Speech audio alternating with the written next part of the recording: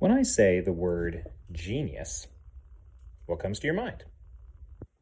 Personally, I think of a new disc golf disc that I have coming in the mail because it's called a Genius, but that's probably just me.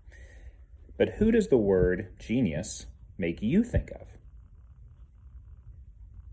Maybe Albert Einstein with his work on theoretical physics or relativity. Perhaps Bach, Mozart, Beethoven, geniuses in composing music. I saw something the other day, like Mozart was composing at the age of 5. You don't do that if you don't get into that genius category.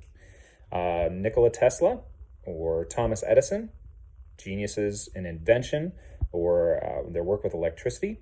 I also would think of men like John Calvin, geniuses, if you could be that, when it comes to theology and explaining the truths about God in a way that people can understand. Each of these would be considered members of the group that we would call geniuses. And we talked about groups and members of groups in analogies last semester. It was when we went over sine coda dodi chodi, or as some people like to correctly say it, synecdoche. And when we talked about that, we saw that a group is called a genus, kind of like an umbrella term. And a member of a group or a member of a genus is called a species. Okay, so in the examples that I gave above, genius is the genus. Now, catch the spelling difference there. Genius, G-E-N-I-U-S, is the genus or the group, G-E-N-U-S. There's no I in there. No I in genus, but there's an I in genius. So genius is the genus in that example, while Edison and Einstein and Mozart are the species. They're the members of the group. They fall underneath that umbrella. In Exposition, we're working on definition this week. And we've got a new term. The term is differentiae, Latin. Hopefully you recognize the ending on that. And this is the definition that they give of this type of definition. The differences between a term and the other members of its genus. In the topic of definition, we ask what group or genus our term belongs to and how it is different from other members of the group. Okay, let me give you an example of that. So like when we talked about genius as the genus, and we talked about Edison and Tesla, both inventors, right? So that kind of fits, but they weren't necessarily musicians, so they weren't geniuses in music like Mozart and Bach and Beethoven, and they weren't geniuses in physics like Einstein was. So you start to see that even though they were all geniuses, they were all part of that group, there were differences between them. Okay, so that's how the type of definition that we're going to form in this essay number 5 in Exposition is based off of the differences between members in the same group. Okay, so here's the practice that I want to do on this. Been reading The Secret Garden. I was supposed to have it finished. I have not finished it yet. Still working on it, enjoying it immensely. As with all the other books that we've read, I know the story. I just haven't finished reading it this time. But the issue, very early on in the book, I am further than this, but the issue that I want to work through for practice is whether Mary's mother should have ignored her. Whether Mary's mother should have ignored her. Okay, so now we need a term from that issue. In this case, it's actually going to be 2 words, but like one concept. So the term is Mary's mother, right? One idea, we could say, instead of term, but we use the word term. So the term is Mary's mother, and then we say, well, what group could Mary's mother fall into? And we can come up with a bunch of them. She is a human. That would be a group. She is a parent. There's another group. She's a selfish character. There's another group. She's a wife. She's a woman. So those are 5 examples of different groups that Mary's mother would fall into, different genuses. And now we got to pick one of those to help us get closer to our definition of her for the sake of this definition. So we're going to focus in on selfish characters. So she's Mary's mother is a species, is a member of the genus or group selfish characters.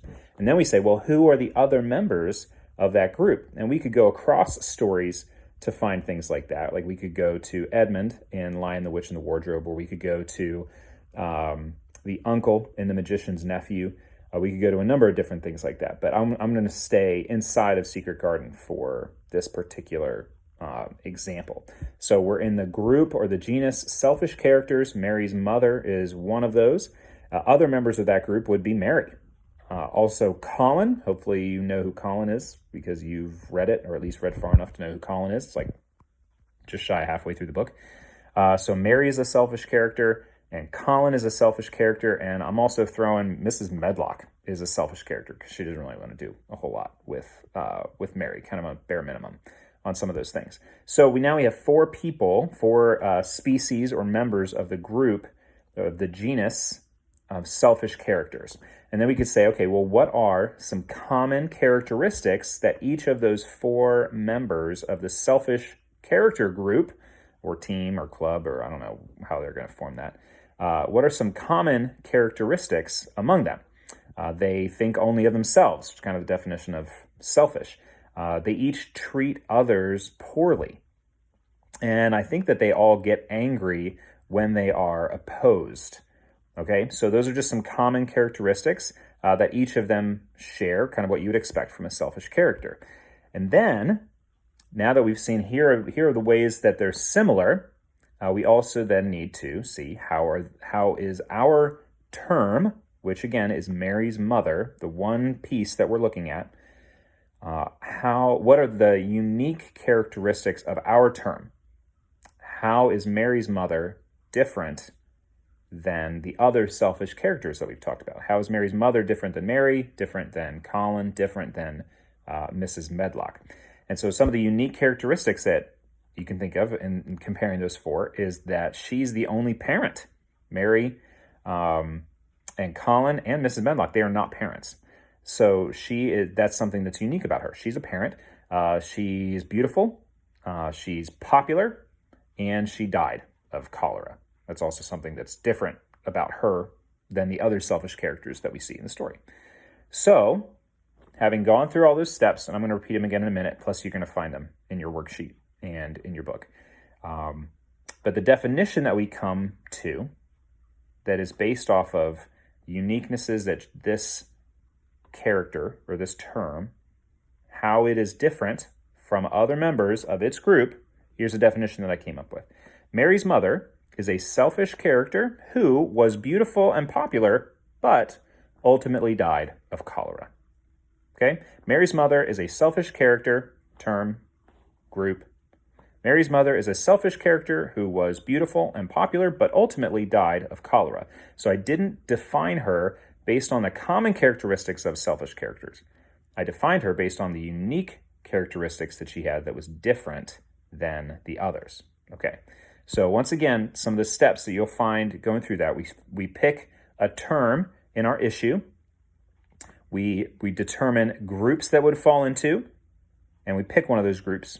We figure out what are other members of that group that we could compare this one to that falls under that same category, that same genus, right? What are common characteristics that this one shares with other members of the group? How does it stand out from other members of the group? How is it different, or how is this term unique? And then we use those uniquenesses to form a definition. Okay. So you have that worksheet that you have to do on page 51 when you come up with your issue for Secret Garden, whether so-and-so should have such and such. Remember?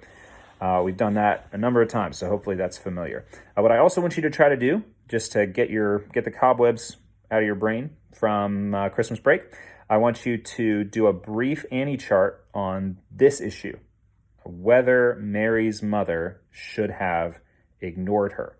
Thought about that a little bit.